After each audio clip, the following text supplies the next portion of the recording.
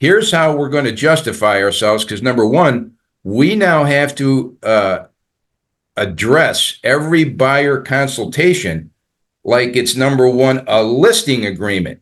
Number 100%. two, on a listing agreement, we have to stand up not only for our own selves as the listing agents, we got to stand up harder than ever for the buyer's agents for the reasons I just mentioned. Without them, there's no closing.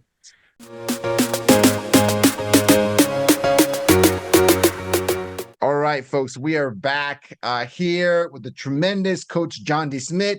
It's been a while, mostly my fault, that we haven't been together again here live on Facebook. But man, did we get a great response to the last time we went live about a month ago, because it's in the topic that people they just can't get away from, right? Yeah. And that is the NAR settlement, the changes around the NAR settlement, how to approach that, the process to comply with the settlement, how to talk to buyers about it, how to talk to sellers about it. Because I think now, John, we're a month in. The deadline was a month ago. A lot of the MLSs, did something way ahead of that. So we're like, I'd say we're a month or two into this whole process. Yep. A lot of agents are struggling with this, Yep. right? Some people, a few people, very few, because I think people need better advice, they need better coaching, let's be honest. I think a few, it's really clicked for them. And I'm not joking. I have gotten emails from clients of mine saying, Gus, I am making more money on my buyer side than I did before. Okay. I am making more money because they've kind of realized that they have more control over how much money they should make. And before, they just kind of accepted whatever the seller was offering. Wow. And they thought that was fine. Now, again, but very few people are doing this, John. Very few people it's kind of clicked for them saying, well, I think I should make this much. And they're following the rules and they're getting paid. Right. So I think that's really remarkable. But John, let's set the table for anyone that doesn't know who you are. Let's start with a quick, the quick intro. Tell us who you are and why do you know so much about this stuff? Go for it, John. Thank you, Gus. So I'm an EXP agent here in Charlotte, North Carolina, and I have been preparing for quite some time on this NAR ruling. I've got a substantial size downline of agents that have had, unlimited amounts of questions about the whole scenario here. So I've kind of taken as my private little mission to create an arsenal of ammunition for us to be able to respond to this NAR ruling. So let me clarify a couple things here right up front, Gus. There's a whole lot. We had such a big response from our last podcast, and we didn't intend it to be that way. That was just kind of a quick feet wetter. I got lots and lots of calls, and then many more tried to reach me saying they couldn't get my contact info quick enough. So let's do this. If anybody's got a pen handy, my cell number, I'm always available for a text call, is area code 704-999-0896. Let me repeat that. It's 704-999-0896. I have totally revamped my coaching program. I mean, we do very well here with my coaching to begin, but I've really revamped it even more so, added quite a bit to it, and added some more layers to it in addition to what I'm going to cover now with the NAR ruling.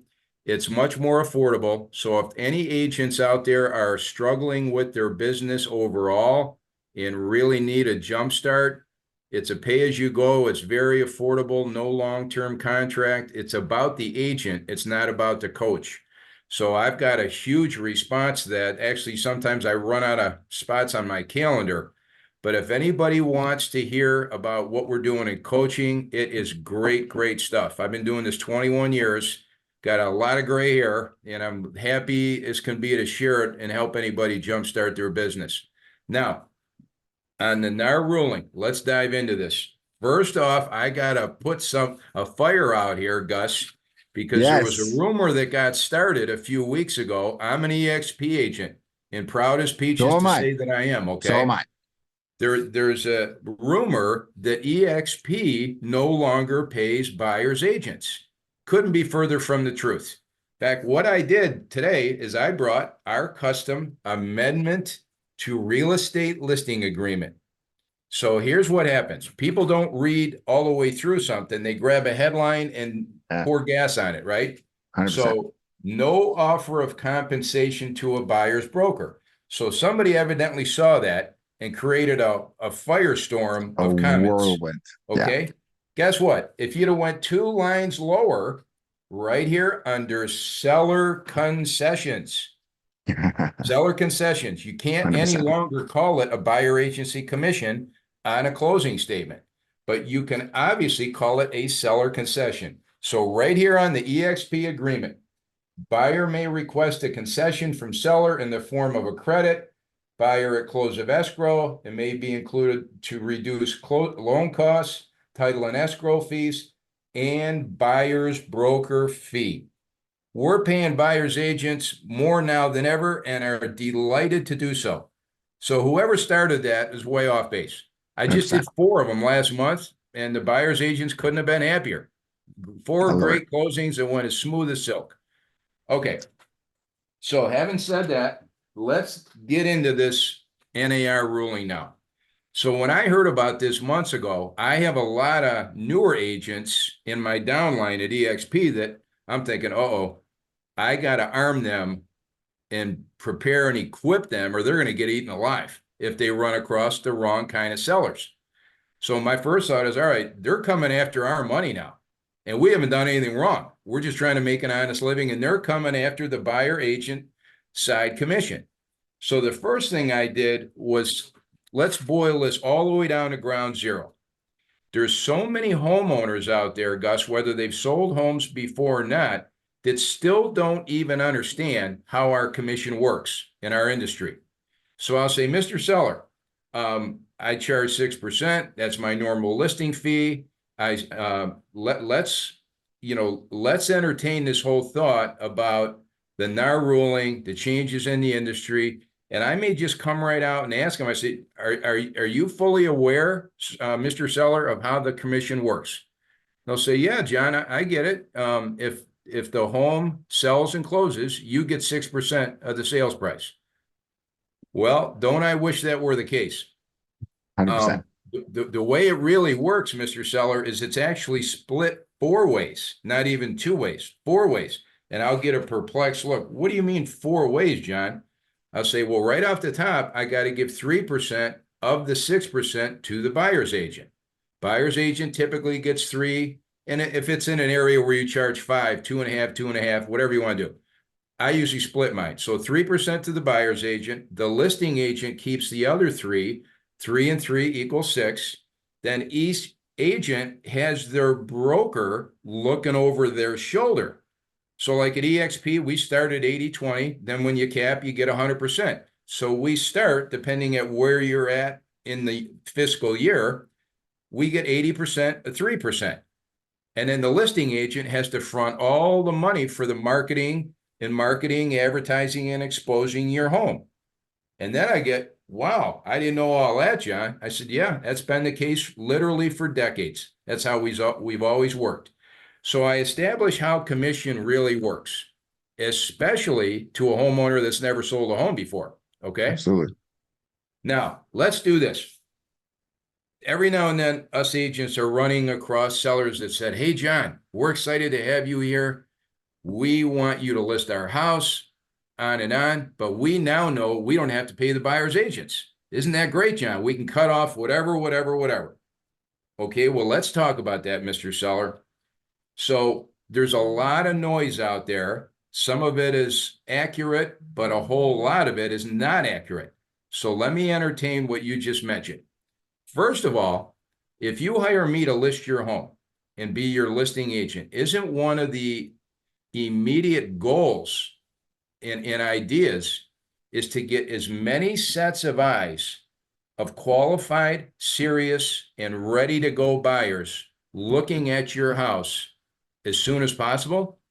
Yes, John, it is. All right, great. Well, this is all going to start by phone now, where a buyer's agent will call me and say, John, I have a buyer that may be interested in your new listing on Aspen Drive. Is your seller willing to participate with a buyer's agent?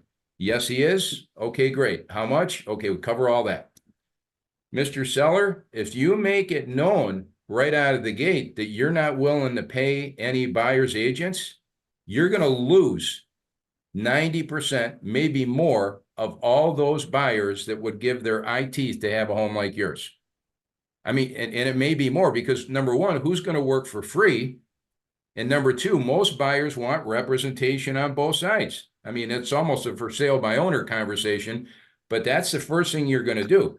So let me ask you something, And John, Mr. Seller. let me throw something out there because there's controversy about this, right? There's Yeah, controversy, yeah, should because some firms, some brokerages are telling their listing agents, people have listings, say, you know what?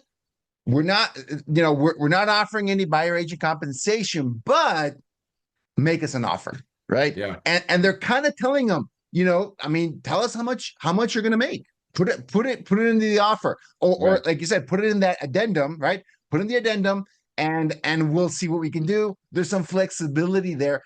I think people are trying to find, they don't want to say the word commission anymore. Like you said, it's the buyer fee, it's a seller concession. Yeah, I think a lot of buyer agents, when they don't get a straight answer, because that's the easiest case. Hey, my seller has agreed to offer this much to buyer agents, right? There's a couple things that can happen. That number might not be the one you told your client you want to make. It might not be the same number, right? There's so yeah, I think you should not exclude those properties at all. Like, hey, that's the opening salvo, right? Like your number, and I'm, just for the sake of example, your number might be 2.5%. I told my buyer I'm going to make 2.5% of the property. Is that cool? Great. The seller might say, I've already pre-negotiated, Gus. My seller's offering 2%. Isn't that awesome? They go, it's better than nothing, but I think we can do something better. And I think you should make the offer. If the number is not the number you want, I think listing agents have to get better at saying, you know what? Let's work out a deal here, like we should, and not assume that the number, that whatever number it is, John, if it's 0, 1%, 2%, 3%, whatever number it is, we should not assume that's the final number. We shouldn't. If the offer is strong, if we can work it in there, right? I think it's our job as agents to put a deal together. It's more important now than ever before. got it, got it. Great point. So what I do is set the table with that. I make it Yeah. abundantly clear, okay, that you're going to annex probably 90% of great buyers. So then I'll come back to them with my question and say, okay, having said that, Mr. Seller, are you sure as a homeowner you want to roll a dice like that? And they'll look at me perplexed. What do you mean roll a dice, John? I say, what do I mean roll a dice is you're probably going to cost yourself several great buyers by cutting out the buyer's agent. And I'll put it right in their corner. Are you sure you want to do that? Because obviously the next logical point of conversation is, like here in Charlotte, what if you have buyers that are willing to offer you well over asking price? They're so desperate to get a home here. We still have no 100%. inventory here in Charlotte. Just it's slowly starting to trickle, but nowhere near any kind Yeah. of normalcy. Where I know, like in Texas, they got a lot of inventory. Okay. Yeah. So then I'm going to go like this. What if you got an offer that was higher than either you or I ever anticipated? Somebody says, I have to live in Matthews. I have to have this school district. I got 6 weeks to get my kid in school. My new job starts. I don't have any other choices. I really need your house. I really need your house. Let's make it So happen. it's never been where the sellers have this much leverage before. So, Mr. Seller, while you and I are working day and night on the strategizing and all the ideas and the planning on how to show and sell and market your home, there's a buyer agent over there that's prepping your dream buyer to give you the greatest closing you've probably had in your entire life, to write you the biggest closing check you've had. Most people are still getting record prices here in North Carolina, and you want to kick him to the curb. Well, I'm not following that. I'm not following that. So why do we want to penalize the good guy? I've been doing this 21 years. To this day, I just did 4 of them I said last month, like 5 weeks, I had 4 closings. I still reach across the table. I do mainly listings. and shake hands with the buyer's agent at every single closing. I say, Mr. Buyer's Agent, Mrs. Buyer's Agent, thank you so much, because without you, we wouldn't be here today. And my 100%. sign would be still sitting in front of that house. So no buyer agent, no buyer. No buyer, no closing. So having said that, Gus, here's what I did to all the agents listening out there. When this all came of news, what are we, several months ago now, right? Yeah. 6 months, I 7 months, sat down that 8 months. first Yeah. week and I said, all right, here's how we're going to justify ourselves. Because number one, we now have to address every buyer consultation like it's number one, a listing agreement. Number 100%. two, on a listing agreement, we have to stand up not only for our own selves as the listing agents, we got to stand up harder than ever for the buyer's agents for the reasons I just mentioned. Without them, there's no closing. So what I did is I sat down and I made a list, buyer agent duties and activities. And this is right off the top of my head. Gus, I'm 4 pages in here and I stopped counting at 66 typical things a buyer agent does in a normal course of a transaction. Then I went to 100%. the other side and I thought about the listing agent. I got 2 full page, actually 2.5 pages here of what a typical listing agent like me does on a typical transaction. Here I stopped counting at 49. 49. So 66 and 49 are typical activities. What do I got there? 115? And I probably left out a dozen or so that that we could think a little bit further, but you get my point. 115 typical activities that the listing agent and buyer's agent do to bring a closing together to give Mr. Seller probably the greatest closing he's ever had. And we want to kick that buyer agent to the curb. I'm just not following that. As I tell every one of my sellers, I'm going to get you offers on your house and we'll sit down and go through every one at a time, detail, chapter and verse. And if you're not comfortable with any offer, whatever, the terms, the logistics, the price, the due diligence fee, don't take it. This is about you, not about me or any realtor. This is about you, Mr. Seller. That goes a long way, by the way. And I'll get you another one. There's no rush. So many agents are in such a rush. Rush. Got to take it. Got to accept it. Okay? Don't have to. So now Mr. Seller says, John, I hear everything you're saying. You're very well prepared. You got over 100 things. And to be honest with you, I wasn't aware of all this, John, because they never They're are. not. They're not. So while you and I are figuring how to show and sell and prepare your home to hit the market, okay, there's a buyer agent or 2 or 3 or 5 prepping their buyer that would love your house, that would love to make you an offer or over asking offer better than we anticipated. And we're not going to let them in the front door. So I'm not seeing the logic on that as a businessman. This is a business discussion here. So that's how I'm going to start. So let's do this, Gus. Another way an agent can do this, I'm going to just give some ideas here that agents can run with and add it into their arsenal and probably help them quite a bit. You can say this, Mr. Seller, you don't have to worry about paying the buyer's agents because I'm going to pay them. What do you mean you're going to pay them, John? Well, we agreed to 6%. That's my listing commission. That's a fee for service that I charge. Out of my 6%, I standard give 3% to the buyer's agent. There's no more money out of your pocket.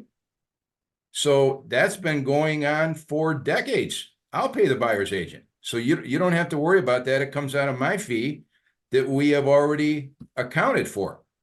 Say something like that. Here's a big one. Here's a big one, particularly for all newer agents. Okay. Or I think there's 22 states now that have due diligence. We have due diligence here in North Carolina where you have a non-refundable due diligence fee. The buyer owes the seller the day of signing. And in many instances around here, that's a 5-figure check. Then we have a due diligence expiration date. Then we get into earnest money. Then we get into the closing date. So we have 2 checks and 2 dates. It's Oh, so complicated. so due diligence. I thought it was another word for earnest money. So that's on top. So earnest money is a separate check Oh, you guys do. Wow, didn't even know that. yeah, 2 checks, 2 closings. And what it does is it forces the buyer to come to the table locked and loaded with their Yeah, financing. So we rarely have financing ever fall through here. So if, got it. if they're not coming locked and loaded, they lose that big due diligence check the day they write the offer. And that Got that it. gets very expensive, especially in these bidding wars. So where I'm going is this can go sideways for a homeowner really quickly. If you want to cut out the buyer's agents, okay. I had a seller. You and I talked about this a few weeks ago. Tell me, John, I'm a former realtor, okay, and I was in the business 30 years. I'll let you list it, John. I'll give you your 3%, and guess what? I'll take on 100% of all the buyer responsibilities. Yep, we talked about it in one of these sessions. Yeah, So very nice lady. She's from Long Island and 30 years in the business. Okay. Longer than me. And I said, Susan, I tell you what, that's an interesting idea. And I haven't been approached like that because I don't get sellers that are 30-year veterans like you are. But here's where I'm reluctant. Number one, what you're asking of yourself now is you're going to become a dual agent without knowing it for free. yeah. And here's the It's problem you're like going to have. Let's talk about due diligence.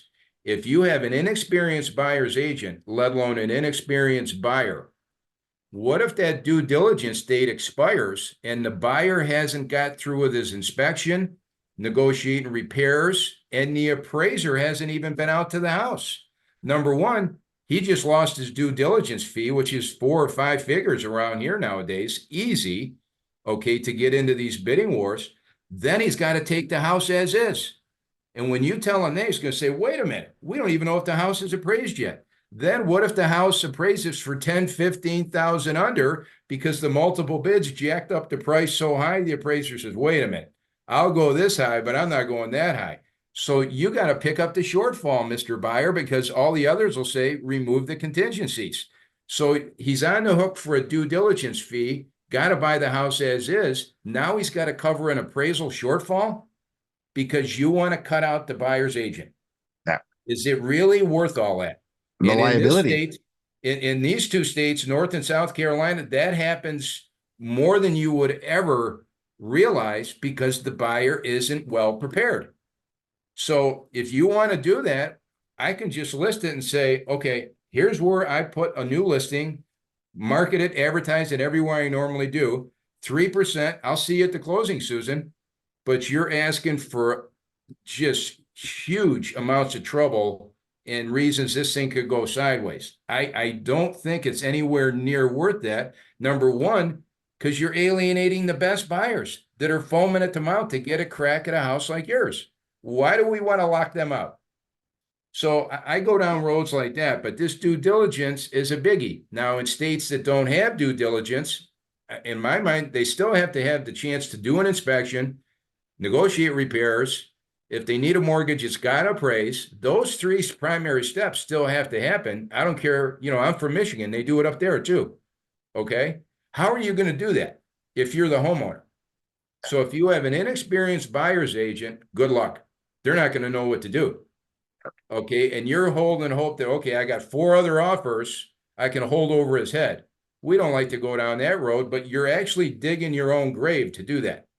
Okay, if you just let the buyer's agents in, this could be the best closing you ever had in your life. So with this new rule, which most of us still can't make sense out of, that's what you're asking for. So I convinced her over a couple. They're still painting their house, and then I'm going to get it probably in 2 weeks to list it.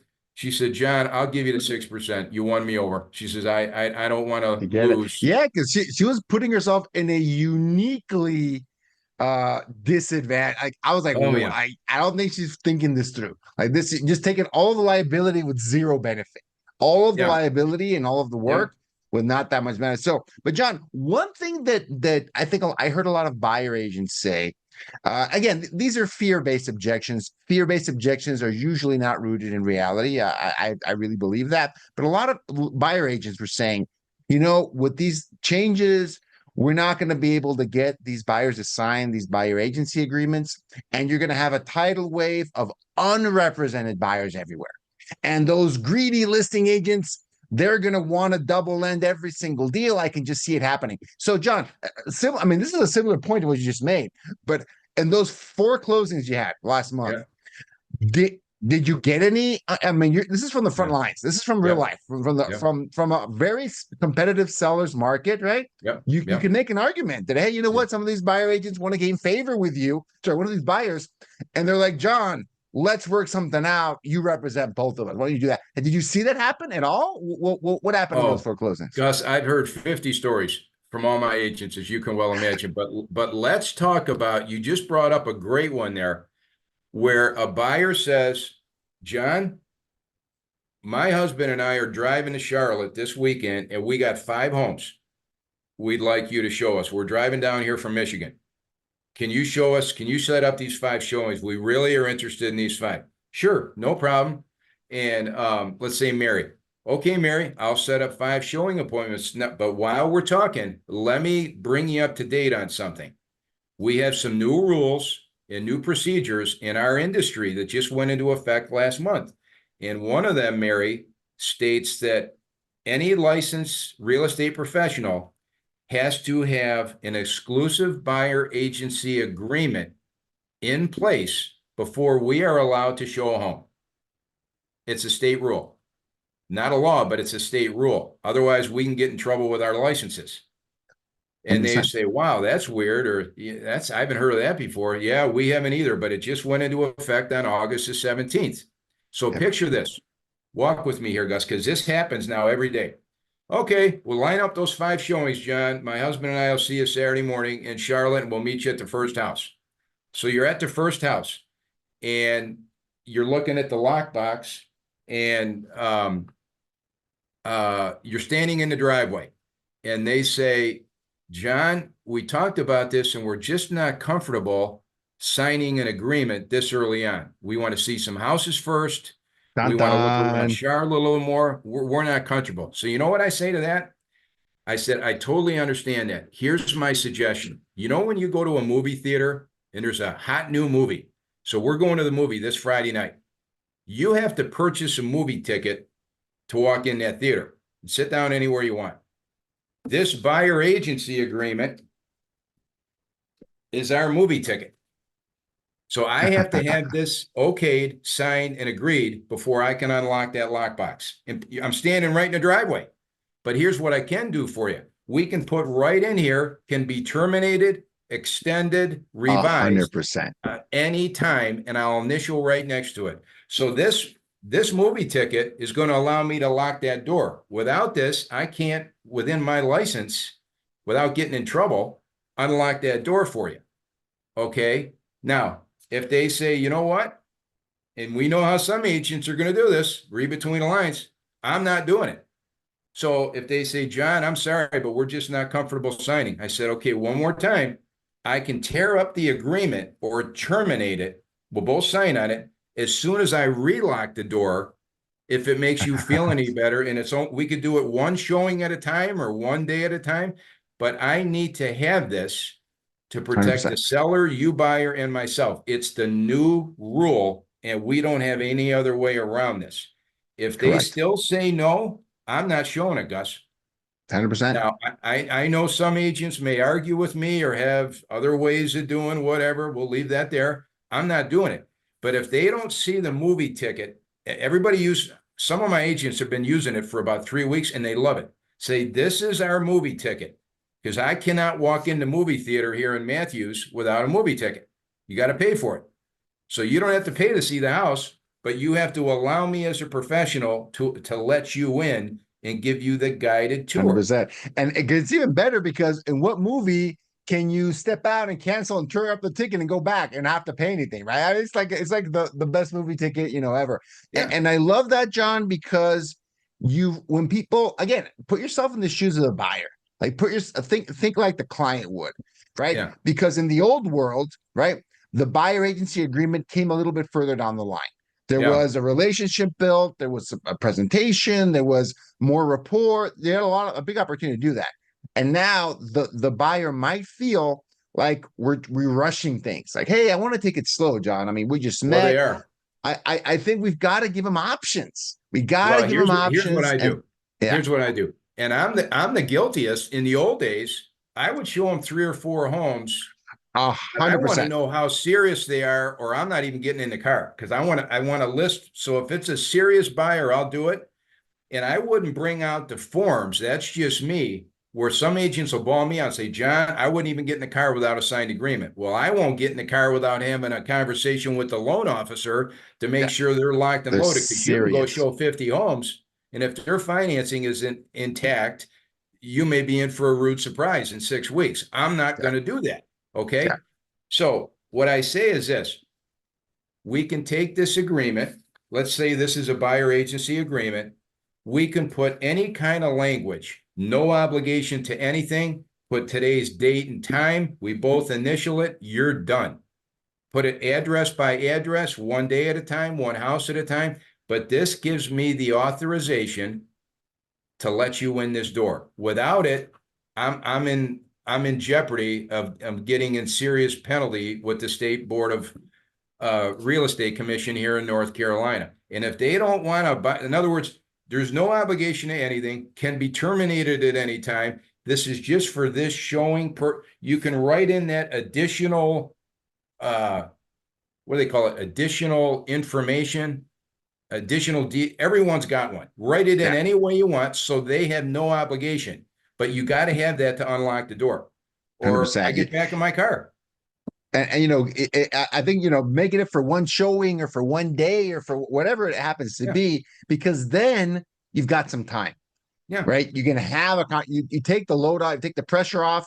They don't want to get locked in with someone they're not really sure about. I have empathy for that. I understand that, but we got Well, to give them options and but then here's the start other building the thing. relationship. One of my best agents down here in Columbia, South Carolina, says, John, I'm not doing that. And she goes as far as to say, I want it docu-signed and in my inbox in my computer before I even get in my car to go show them. Because you know why?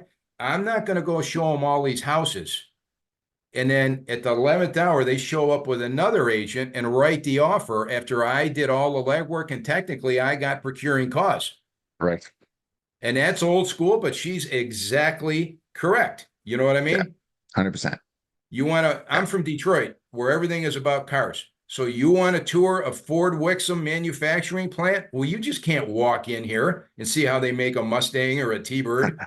You got to have identification and proper permission. So for me to show you these 5 houses, I'm delighted to do it. I give my IT to be your agent. I'll bend over backwards for you. But the new rules say I got to have one of these signed, and we can tear it up as fast as I lock that door after you visit the house. That's the And, best I can do. and And they'll John, say, "Well, John, that's the stupidest thing I've ever heard." And I'll say, "You know what? We're struggling to make sense out of it too, but it's the hand we've been is dealt with. I'm so sorry." So 100%. that's all I can do, Gus. And John, and that's talking to them about the expiration. It could be a short term agreement. It's fine, but there's a part of that agreement that agents are struggling with, right? To Oh yeah. explain it, to tell them, because on all these forms in all these states now, some of them didn't include it before. Now they'll have to. There has to explain how much you're going to get paid as a buyer agent, and a lot of buyer agents have never had to have that All conversation right. with their clients before. Gus, here's the black hole. Here's the troublemaker that nobody wants to talk about. One of these listings around here, and I mean, this is so hot around here. So let's do this. A hot listing hits the market here in Matthews. The first day they get calls from 10, 12, 15 agents. Is the seller going to participate? Yes, he is. How much? This percentage. Okay, that's taken care of. So here's a buyer that's got a young couple in from out of state. They want to move to Charlotte, settle here around Matthews, beautiful neighborhood. John, that's the one. That's the house. My wife loves it. I love it. The right school district for our kids. Make them a full price offer, John. Let's write it up right now. And let's make it so easy for that seller. Tell them we'll even take the contingencies off of it. They don't have to worry about repairs, inspection, or appraisal. And if it falls short, I'll still cover the difference. Okay. Now, Good offer. watch this.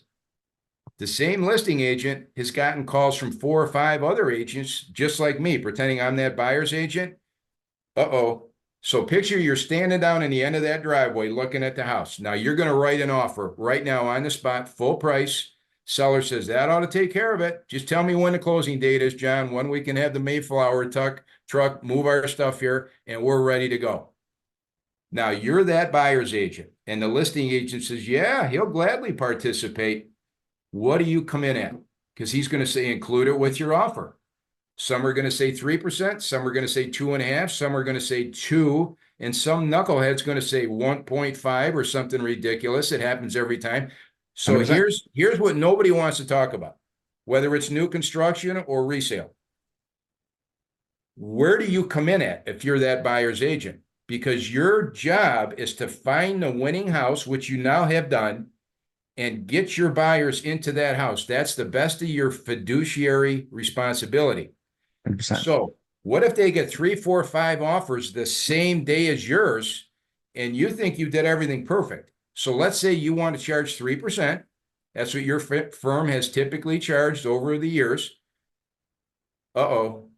You find out the next day or 2 days later, they chose another offer. And as hours pass by, why in the world? We had a full price offer. I included my commission with the offer. What happened? Well, here's what happened, John. The accepted offer, buyer only charged 2% commission. So let's say the listing is $500,000. 1% is $5,000. And after a lengthy discussion with the seller, he said, listen, a few $100, we can work through that. But $5,000, I got to take a look at that. It's real So money. the first buyer lost the house, did everything right. Full price offer, take all the contingencies off. And they didn't get the house. That's the problem. 100%. 100%. That's a problem. And you know what? Where I have a challenge with all this is the commission is supposed to be in place to protect the public. The public is being left dangling in the wind here, and so is the buyer's agent. The buyer's agent did everything perfect. And you know what? He should be able to charge what he wants to charge. But you're standing there at the end of the driveway. You know what I mean by the end of the driveway, Gus? Yeah.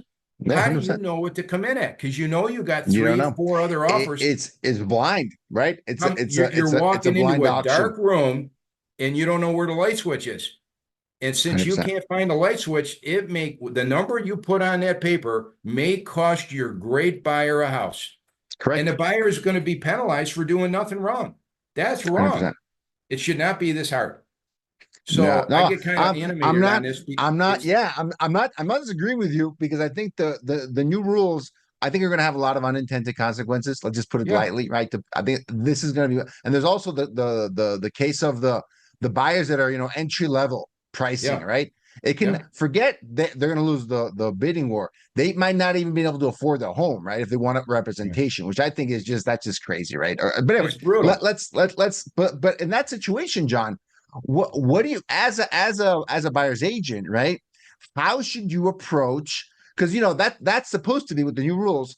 You're supposed to have that conversation ahead of time before you go into the competitive situation. You're supposed to put a number on that buyer agency agreement, whatever that number happens to be. Like you said, it could be 1, 2, 2.5, 3, whatever you feel comfortable with, and you've got to go into it, into that situation. That is a conversation. Let me draw this analogy. You humor me here. That is a conversation. This is how much I'm going to charge, and this is how much I'm going to make, that listing agents have had to have since forever.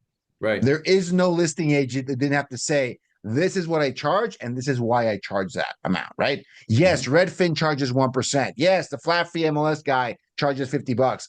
I mean, there's people that charge way less than I do. I understand that. But this is why I charge this much. And I think I'm worth it because of this, right?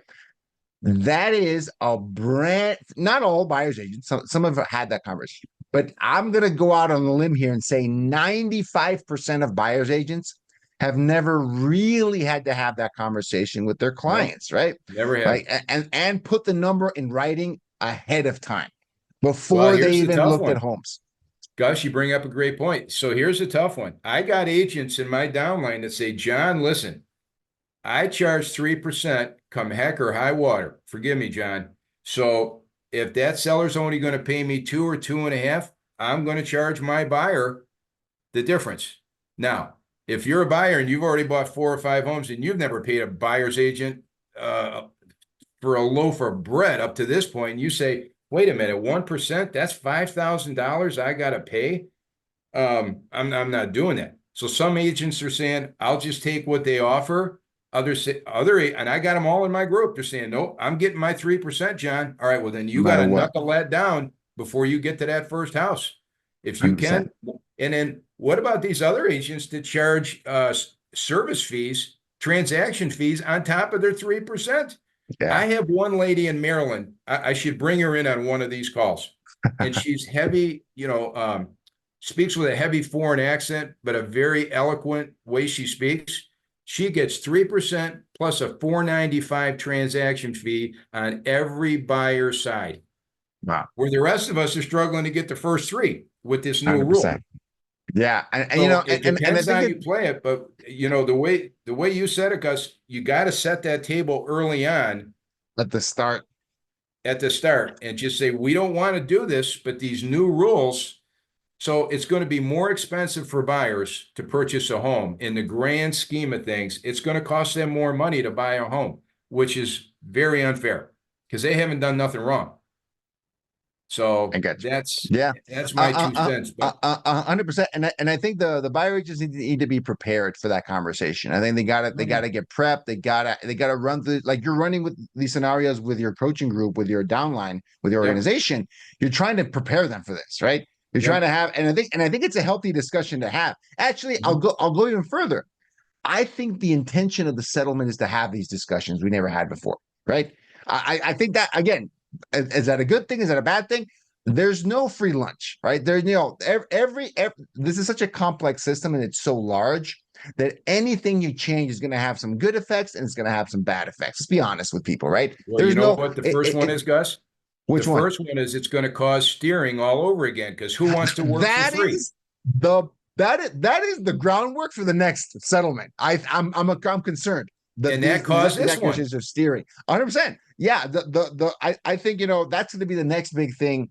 I think NAR and the brokerages have to get ahead of, because the accusations of steering, you can take it really far. I think, oh my Yeah. goodness, I was only offering this much and you didn't want to show my home because Yep. we should have negotiated.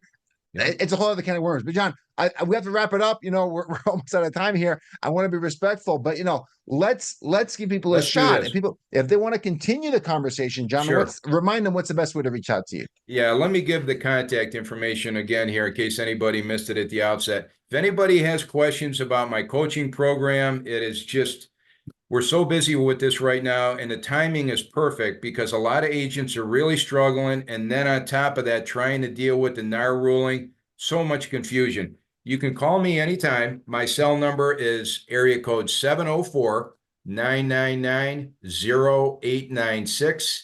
Once again, 704-999-0896. So text or call me anytime. I'll be happy to help you any way I can. This coaching program is just tailor-made from what we're entering into now. So, but thank you so much, Gus. I appreciate the time as always and look forward to doing it again. Yeah. And Open invitation. Let's do this again next month. Let's not let that much time pass again. Things are moving very quickly in this yeah, market. Things are moving very quickly. And I really appreciate you coming on, John, because you tell it like it is on yeah, the front line. This is not, exactly. a couple of coaches that haven't sold homes in a decade. Well, I haven't sold homes in a decade. You have sold homes last week. Yeah, But, that's why I need you to come in here and keep me honest on some of these, conversations, no because problem. we need to hear from people that are on the front line Yep, dealing with this every day, not exactly. making all these assumptions and making hand waving things away. This is real life. This is coming from the truth, right? So awesome. Sounds good, Thank you Gus. so much, John. All Glad to right. help. Have a great rest of your day.